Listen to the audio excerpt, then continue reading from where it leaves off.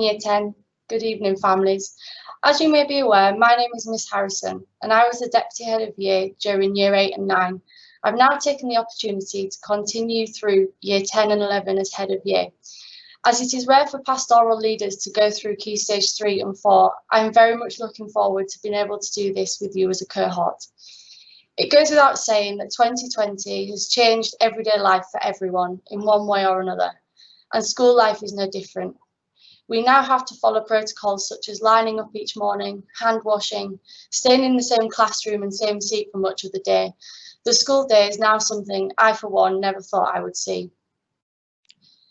We had no idea how working in bubbles with such social distancing rules in place across the school would work, and I must pay tribute to the majority of our Year 10 students for their maturity and adaptability so far this year. I can see that many of our students understand the importance of what we are doing and of this year of education, so huge well done to you.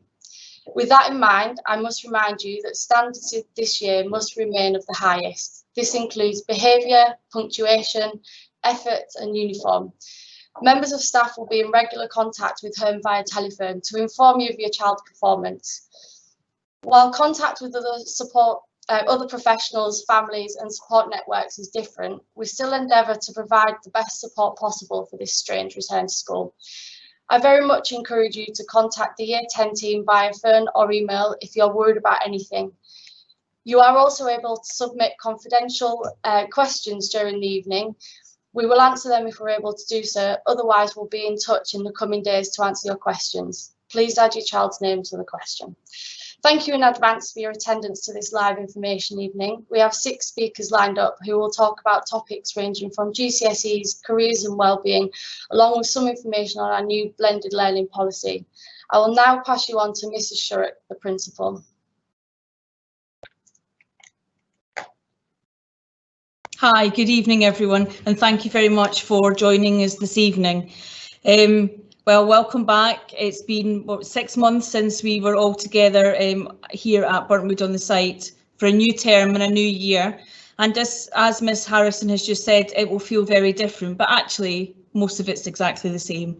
The students are the same, the staff are the same, the lessons, every single one that they would normally have, they will have. And of course, we are very, very pleased to welcome your daughters back to the site.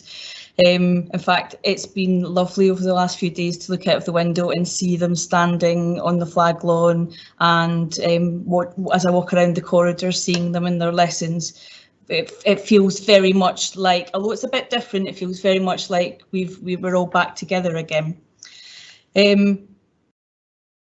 We spent a lot of time over the summer holidays and before the summer holidays trying to get the site ready, and I want to echo what Ms Harrison has said, being impressed at how well the students have adapted to what we've done. It is really important that we all look after each other at the moment and we stick to these very odd rules that we're all having to live by, both inside and outside of school. We've made these arrangements for 1,800 young women and men to come back onto site without them being here to see how things were working. So actually what we've been doing over the last 2 weeks is changing things slightly and adapting them and trying to make sure that all of the new systems that we've got in place are working. If there is absolutely anything that you think that we're not getting right at the moment in terms of the guidance and how things are working, then please send an email for my attention to info@burntwoodschool.com, and I will get back to you to discuss any concerns that you might have around COVID and how we're doing in terms of reacting to the government's guidance, but also if you've got any personal concerns or anything like that as well that you want to talk to me about, then please, if you send an email to info@burntwoodschool for my attention, I will get back to you. I think one of the things that the last few months have highlighted to me is, first of all, the importance of education. None of us had by any stretch of our imagination, thought back in February that within a month every single young person would be at home and that they would be learning remotely from school. So one of the key things that we're doing this half term is to look at what they know, where the gaps are and making sure that we get those gaps filled in for them. The importance of community, and I talk about Burntwood community a lot because the Burntwood communities are really strong, and I think that a lot of us have really missed that day-to-day contact with others in our community, and we're very bad to get it back again. Some of our young people we know will be very much out of their normal routine. Well, everyone will be out of their normal routine because they haven't been at school, but other people's routine will have been disrupted more than some other students, and we know that we need to work with our young people, particularly in year 10, to get them started in a good, strong road to their GCSEs over the coming months. And I keep mentioning to the students and to the staff as well, actually, I think that whilst we are still in the middle of a pandemic, the most important thing that we need to do this term is to be kind and to look after each other, because I know that everybody's had a completely different experience of lockdown from each other, and we need to pull together. So these are the things that we will be focusing on as a whole school this academic year. We want to try and give them the best, fullest experience that we possibly can, but we also know that we can't do all of those things that we would normally do right now. So it will take us a bit of time to get sports, drama clubs, music clubs and things like that started up again. As soon as it's safe to do so, and as soon as we've got the risk assessments in place, we will get a lot of that back up and running again. We're in bubbles if we have to. It will take a bit of time, so I ask you to bear with me. But we are all working very hard to make sure that your daughters get the best possible experience, both this year and next year for their GCSEs. And I know that you'll hear a bit more from Miss Morton in a minute about how the GCSEs and everything work.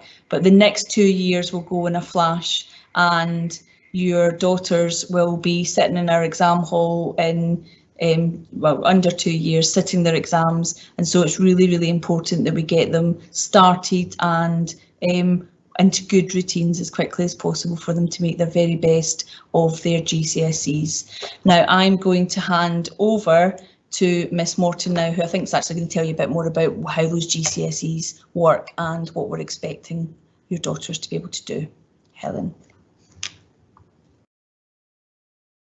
Hi, good evening. Welcome to the Year 10 Information Evening. I'm Helen Morton. I am one of the Deputy Principals here at Burntwood School, and I'm the Senior Team Link to Year 10. So I'm going to go through a few key bits of information to do with the GCSEs or applied courses that your daughter is studying this year. Firstly, we're assuming that in 2022, your daughter will have her GCSE exams. If this year is anything to go by, anything could happen. But we're assuming that by that point they will be taking place in May to June, as they usually are. This year has been incredibly challenging for everyone, as everyone keeps saying. Teachers had to submit centre assessed grades for our current or our previous year 11, and they were the GCSE results that those students took away with them. So I think, if anything, this year has taught us, and hopefully will have taught the year 10s and 11s, is that as they go through year 10 and 11, the work that they put in during those 2 years is actually really important. And whilst we stress that every single year, we've never had a situation like this before, and so it may well happen again. But we can't change anything about the past. So if your daughter knows that in year 9 or year 8 or year 7 they didn't work quite as hard as they maybe should have, or during lockdown they didn't do the work that was put onto Burntwood Connect for them, they've got the chance now to change that, because the future has not yet happened. And if they're worried about their GCSEs, which I know sounds a bit odd given that it's 2 years away, but I also know that there will be students out there who do worry about it. I want them to turn their anxiety into actions and their worries into hard work, and therefore when they get to their GCSEs they will be fully prepared for what they need to do. Now, last year's year 11 followed my advice, because I was their senior team link, and they got the best mock results ever for a number of years at Burntwood School, which obviously boded well for their GCSE results this summer. So one thing that I'd like to go through with you is what the GCSE grades mean. And I do this every year because all parents will have had GCSEs when it used to be the A star to E grading system. And so just so that you know, and so you're aware, the grades did change in 2017 from A star to G to 9 to 1, and this table that you can hopefully just about see on your screen shows where those grades are equivalent. So a 7, 8 or 9 is equivalent to round about an A or an A star. A 5 is considered a strong pass, and that is somewhere between a B and a C. And a 4 is considered a standard pass, which is equivalent to a C. Now, not all of the qualifications that your daughter may be studying will be GCSEs. She may be studying some applied courses or BTECs. So the courses we run that she might be doing are music technology, dance, sports studies, creative media, food technology, and health and social care.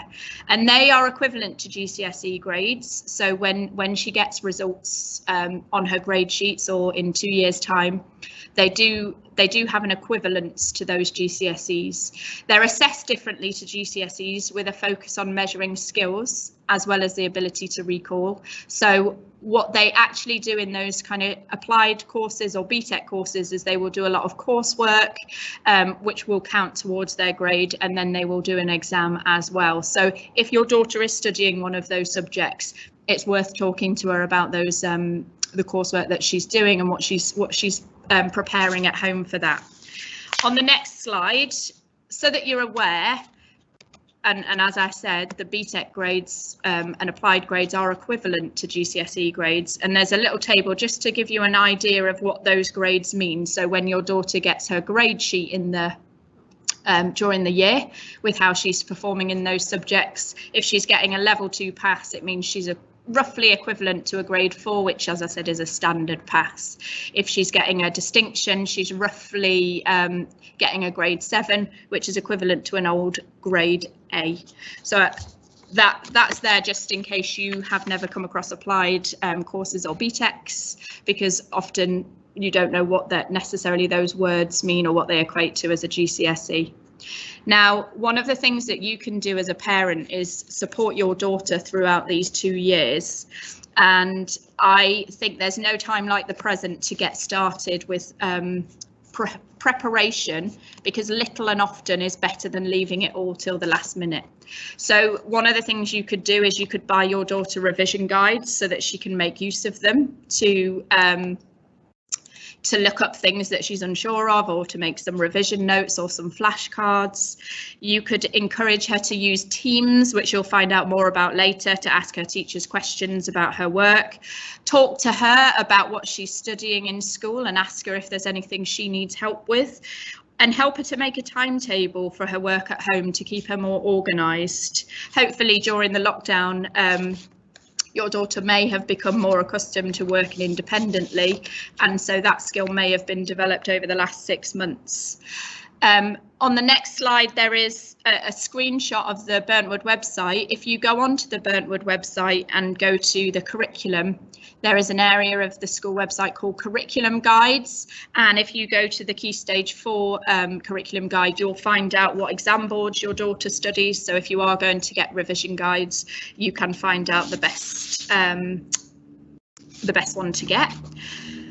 One of the things that your daughter will be doing, there's only a handful of students that don't, is a language, because at Burntwood School we value the importance of learning a language in this international world. So by the end of year 11, your daughter needs to know about 2,000 words in order to do well in her exam. There are no controlled assessments in languages anymore. And so one of the things that I've spoken to the head of languages to ask her for some advice on this, one of the things that your daughter can do each week is practice on Vocab Express, or she can use the Duolingo app to practice using her skills. During lockdown, in fact, myself and the principal used Duolingo to learn a bit of Spanish, and I won't actually do any now because I wasn't very good, but I am still practicing. But it is an excellent app, and I can say that from experience. Other ways you can help your daughter with her languages is encourage her to watch Spanish, French or Urdu films with the subtitles on, or there's other websites you can use like linguascope.com, bbc.co.uk, languages, Mi Vida Loca, or there's a website called Quizlet, which is linked to Duolingo. Often, in fact, I got a question this morning from a student about when she should start revising, and I think it should be an ongoing thing. Revision shouldn't be a, oh my gosh, I've got an exam tomorrow, let's just go to my bedroom and cram everything in, because that is not the best way to learn, and it's not the best way to maintain the information that you need to recall in the exam. So revision should be ongoing, and it should be used to consolidate what she is learning in the lesson. So students do better when they continually revisit work. So it would help, I mentioned earlier, having a weekly planner that she could use to do this practice, and spending a little bit of time each week doing a little bit of each subject to consolidate what she's done in the classroom will make her feel far more confident when it comes to any sorts of assessments, or when it comes to year 11 and doing her mock exams. I know from having met the year group over the last week and a half that they seem like a fantastic bunch of students, and I am very confident that they will all take our advice moving forward. If you need any advice with supporting your daughter with her exams, please do get in touch, because we can offer that for you. I'm going to hand over to Miss King now, who is going to talk to you about careers. Hello, good evening everyone. So I'm Lizzie King and I'm the careers advisor at Burntwood. I've been here for 6 years now, and I work with Sandra Din to deliver the careers and work related programme across the school. So what I bring to the team is both knowledge of further and higher education, but also of the world of work. So I worked for 15 years in communications and marketing. Last year, you'll remember that the girls took part in a career speed networking morning. We had something like 40 different professionals that were here, and the girls had the chance to quiz them about their career paths and find out about a range of different industries.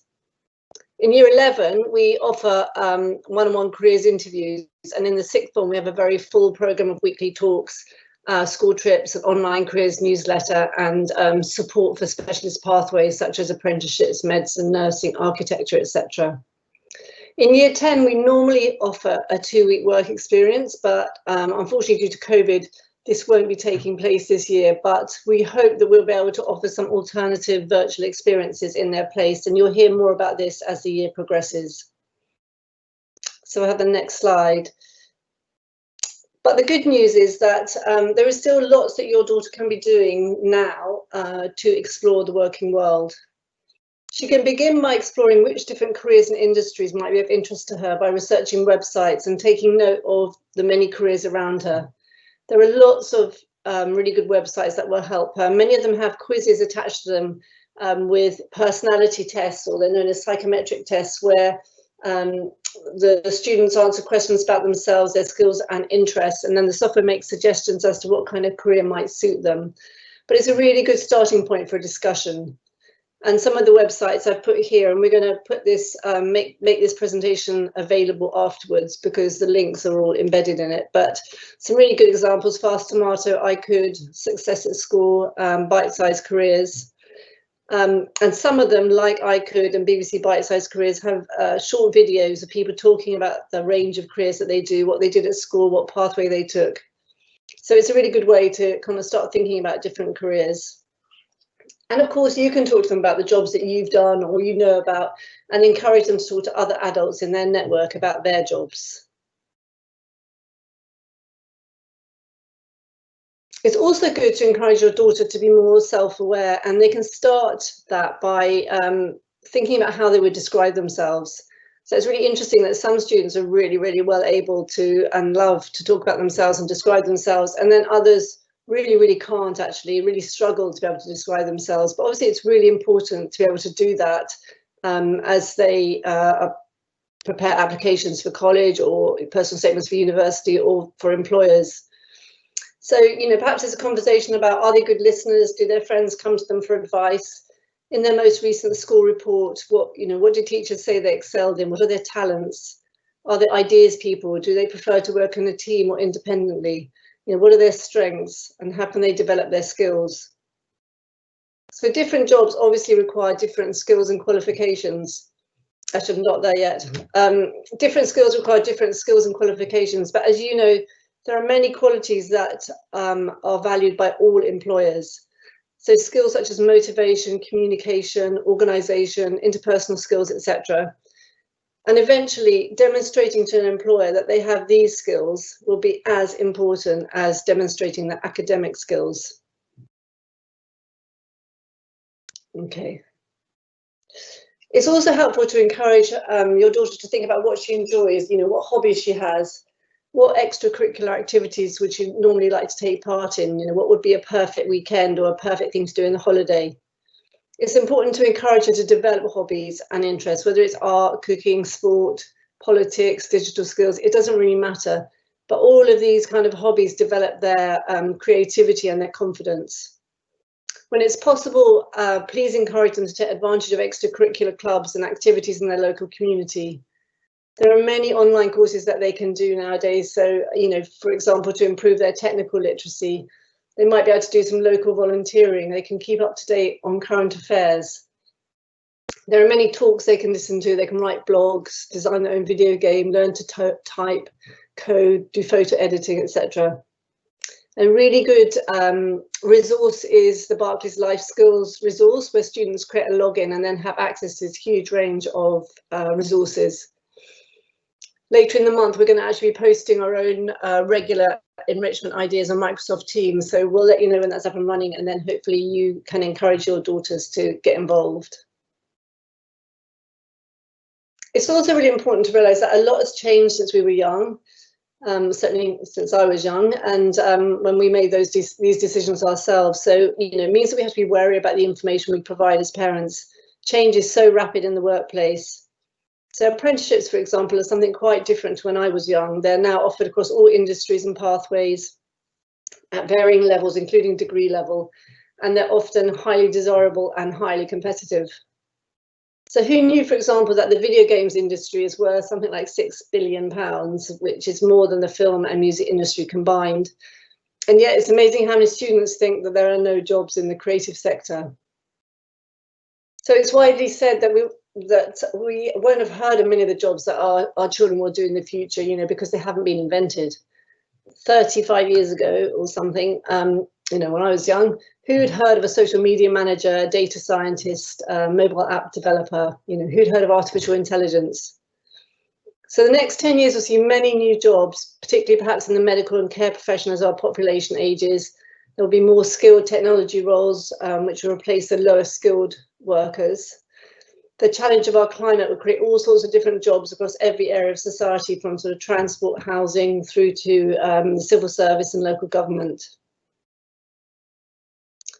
So finally, just to summarise, please encourage your daughter to start thinking about careers, but to do so with an open mind. It's more a question of working hard, but also taking part in all the activities that the school offers, as well as other opportunities in their community, outside school and online. So it's a question of encouraging students to develop hobbies and interests and connect with the adult world of careers and work and think about the skills that they're developing. Thank you. So now I'm going to hand over. Good evening, everyone. My name's Mr. Vigiani. I am the designated member of staff for social, emotional, mental health and well-being. Now, as Mrs. Shark said right at the beginning, we are in the middle of a global pandemic, the likes of which the world hasn't seen for 60 years or more. So it's worth bearing that in mind when if you have a worry about your daughter and how she's getting on and how she's coping. It's worth remembering that there are millions and millions of adults around the world that are suffering from loss of sleep, difficulty sleeping, a change in mood, worries, concerns, anxiety. So for these to also be present in young people is completely understandable.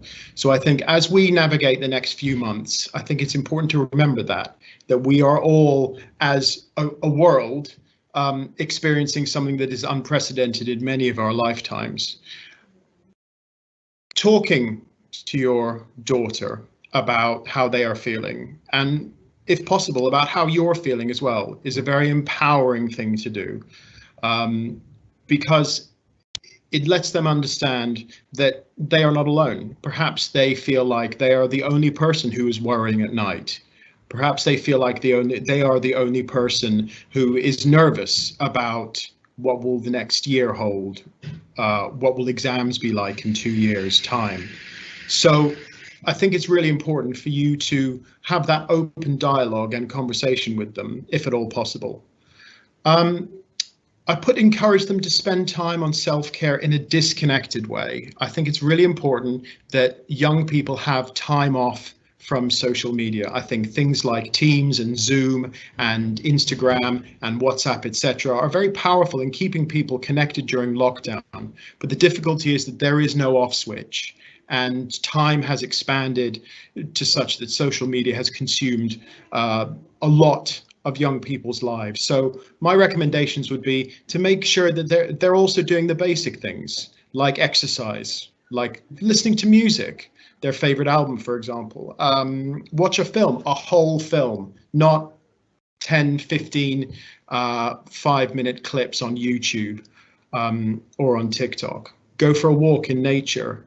And my personal tip would be to take advantage of the light mornings and the light nights while we still have them. If they're finding that the bus is getting them in late, perhaps suggest that they take a small walk. We have some great parks in Wandsworth and Merton. Perhaps they could integrate that into their route to or from school. And just being around outside, hopefully in the sunshine for the next few days, among the trees, in the park, can be a very uplifting experience for a young person who's feeling a bit nervous about what is going on in the world around them. There is lots of advice for you out there, not only at school, but also online and through the NHS. The NHS are running a very strong Every Mind Matters program, which is available on their website. Young Minds and the NSPCC are also offering a series of explainers and tasks and apps that you as a parent can do to help support your young person if they're feeling low. But finally, and I think perhaps most importantly, I invite you to be mindful of your own well-being. I know that many of you will have taken flights with your daughter, and whenever the instruction booklet, the safety instructions come through, it says, if oxygen masks drop from the ceiling, please do put on your mask first before helping others. And I think that is an analogy that it will help you and us through the next few months. Make sure that we are in a fit and healthy mental state to help your daughter to do her very best over the next months and years. Thank you. It was nice to talk to you tonight, and I'll now hand over to Mrs. Bailey.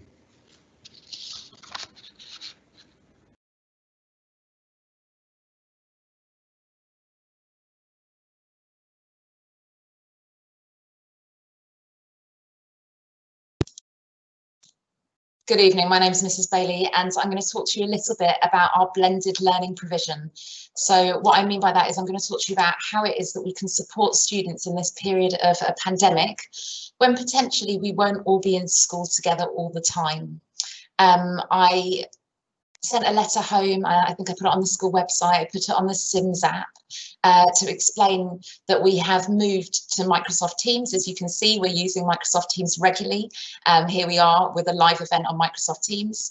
And this is the main way that we're going to try and ensure that your child has access to the resources that they need should, for any reason, they not be able to attend the school.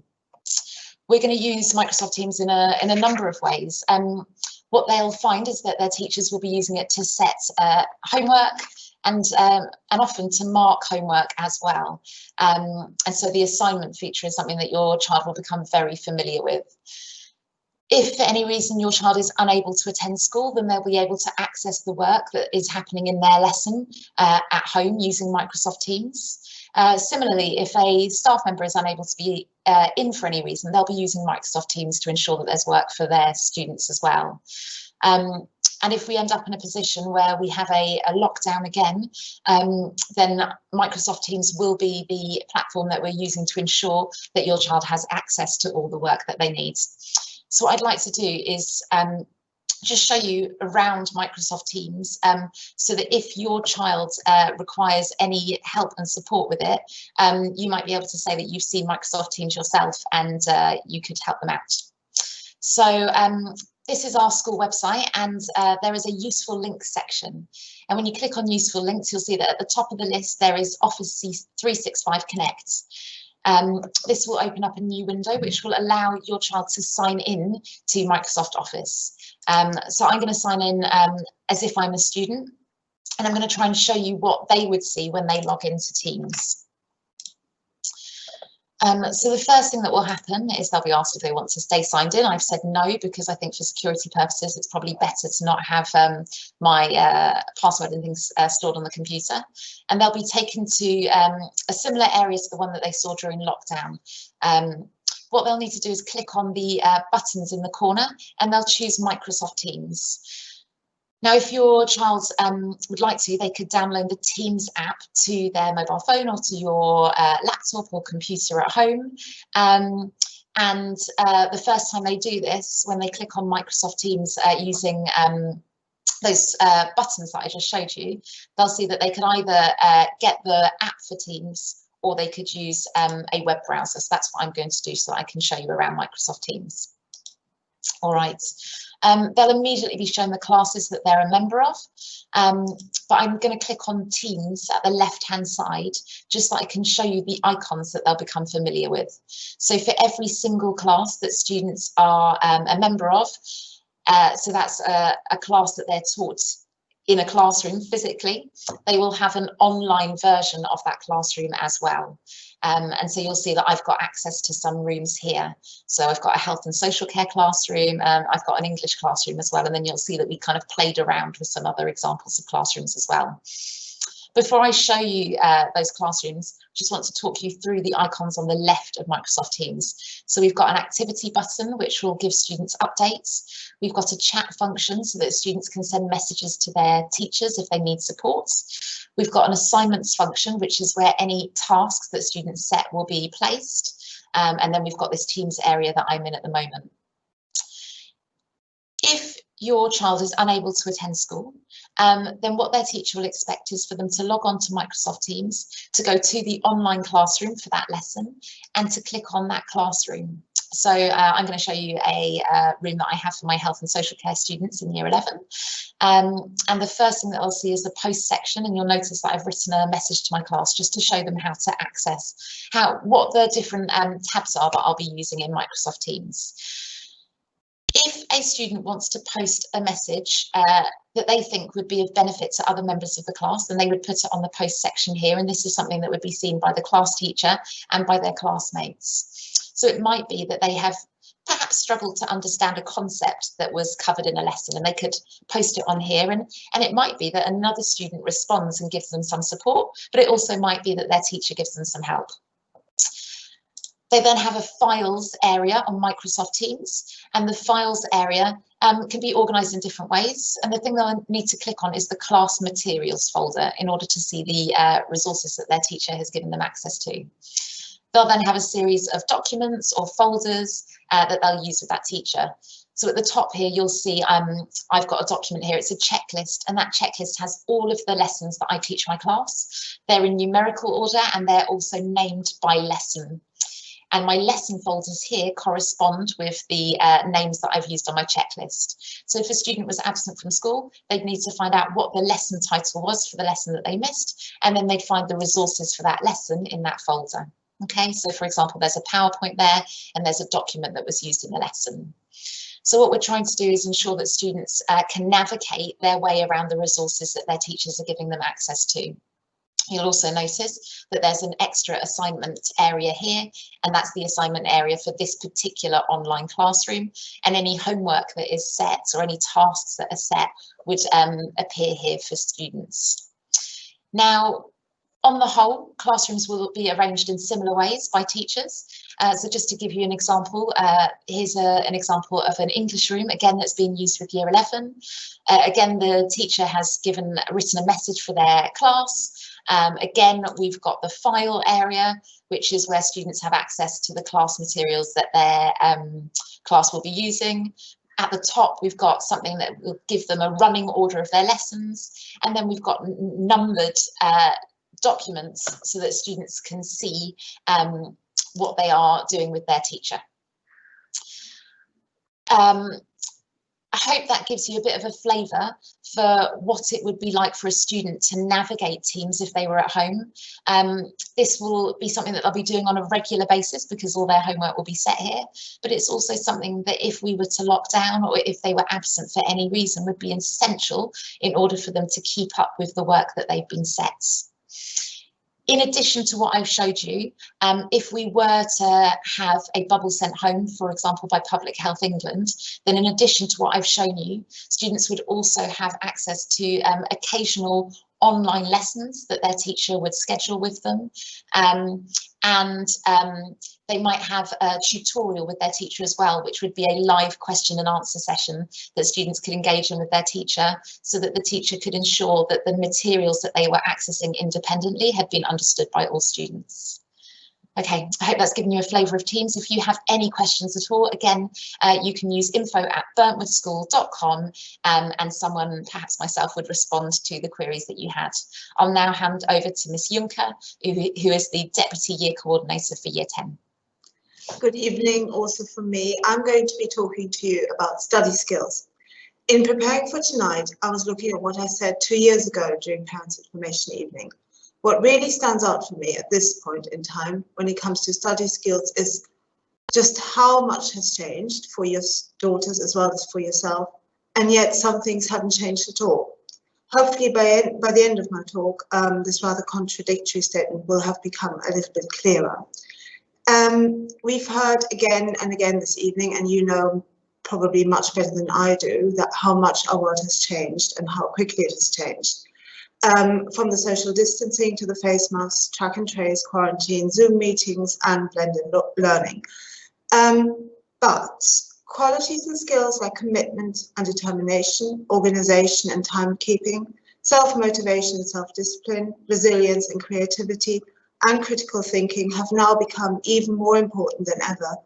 And the GCSE subjects that your daughters are about to embark on will allow them to develop those and to acquire new ones. To get the best possible results, they will ideally need to have developed all of the above skills, not to mention some very detailed and highly complex subject knowledge. During lockdown, you know, and I know, all of the learning took place remotely. This required on your daughter's part more independence, resilience, and time management skills than they would have ever needed had they been in school. So some of our students have already started putting those all-important study skills in place, possibly without even realizing it.